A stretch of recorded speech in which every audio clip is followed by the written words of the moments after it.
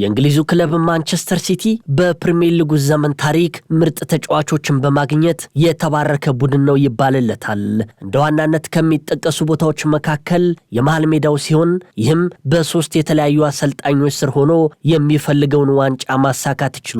እነዚህም ሮበርቶ ማንቺኒ፣ ማኑኤል ፔሌግሪኒና ፔፕ ጋርዲዮላ ናቸው።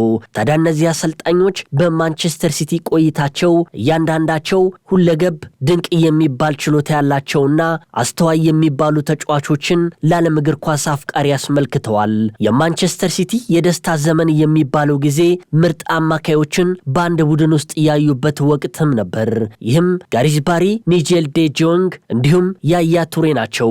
ከአሰልጣኝ ፔፕ ጋርዲዮላ የዘመን ስኬት አንጻር ሚዛናዊ የሆነ የማንቸስተር ሲቲ የመሃል ሜዳ ተጫዋች አይገኝም ይባላል።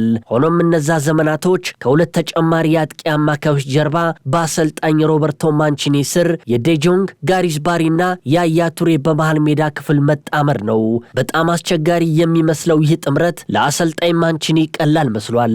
ይህም እሳቸው የሚመርጡት ጠንካራ የሁለት አማካዮች ጥምረት ስኬታማ አድርጓቸዋል። ማንቸስተር ሲቲ እንደ አውሮፓያኑ ዘመን ቀመር በ2008 የአቡዳቢ ኢንቨስትመንት ግሩፕ ከተቆጣጠረው በኋላ የመጀመሪያውን ዋንጫ አሳክቷል።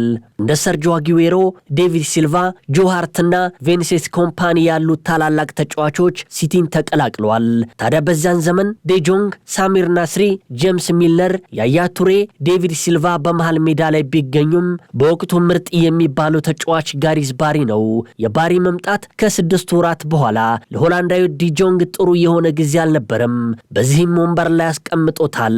እነሆ ከ6 ወራት በኋላ ደግሞ ያያ ቱሬ ከባርሰሎና መጣ። የቱሬን የመሃል ሜዳ ብቃት በምናስታውስበት ጊዜ ወደ አእምሯችን የሚመጡ ስፍር ቁጥር የሌላቸው ድንቅ ብቃቶቹ ናቸው።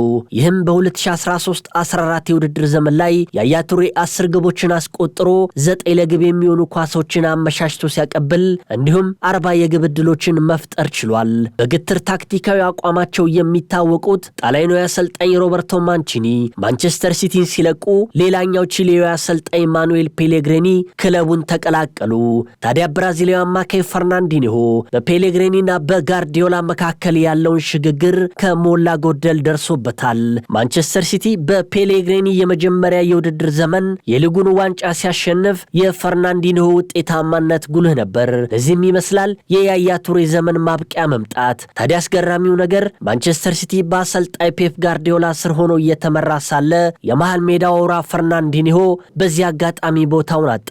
ይህም የመሃል ተከላካዩ አይምሪክ ላፖርቴ መጎዳቱን ተከትሎ በሱ ቦታ ሲጫወት በስፔናዊ አማካይ ሮድሪ ተነጠቀ። በዚያን ጊዜ ፈርናንዲኒሆ ለማንቸስተር ሲቲ ፍጹም አማካይ ተደርጎ ይቆጠር ነበር። የዘመነ ሮድሪ የማንቸስተር ሲቲ አብዮት ይቀጥላል። እሱ ከጋርዲዮላ ጋር ያለው ቅርበት ይለያል። በአንድ ወቅት ፔፕ ስለ ሮድሪ ሲናገር ሌላኛውን የባርሰሎና ምሰሶ ሰርጂዮ ቡስኬትን አገኘሁት ብሏል። 4 ተከታታይ የሊግ ዋንጫዎችን አስጀምሯል።